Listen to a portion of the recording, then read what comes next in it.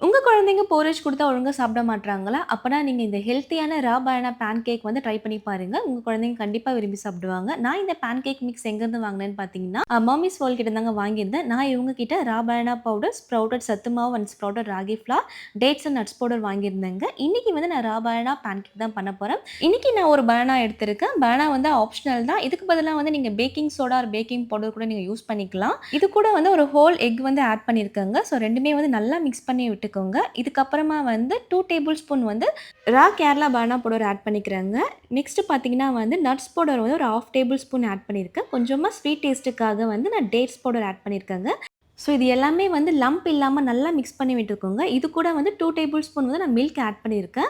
இத வந்து நல்லா மிக்ஸ் பண்ணி எடுத்துக்கோங்க. இப்ப பேன் சூடானதுக்கு அப்புறமா உங்க பேபிக்கு ஏத்த மாரி குட்டி, குட்டி ஷேப்ல வந்து நம்ம வந்து பேன் கேக் வந்து போர் பண்ணி எடுத்துக்கலாம். இப்ப கீ இல்லன்னா வந்து பட்டர் ஆட் பண்ணிக்கோங்க. டேஸ்ட் நல்லாவே இருக்கும். இது மாரி வந்து ஹெல்த்தியான பேன் கேக் வந்து பேபிஸ் நம்ம வந்து ரெகுலரா குடுத்துட்டு வரதுனால பேபியோட வெயிட் கெயின் நல்லாவே ஆகுங்க.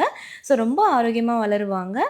எங்களோட கான்டாக்ட் டீட்டெயில்ஸ் எல்லாமே நான் வந்து நான் கீழ டிஸ்கிரிப்ஷன்ல குடுக்குறேன். மறக்காம அவங்க பேஜ விசிட் பண்ணிட்டு ஆர்டர் பிளேஸ் பண்ணிக்கங்க.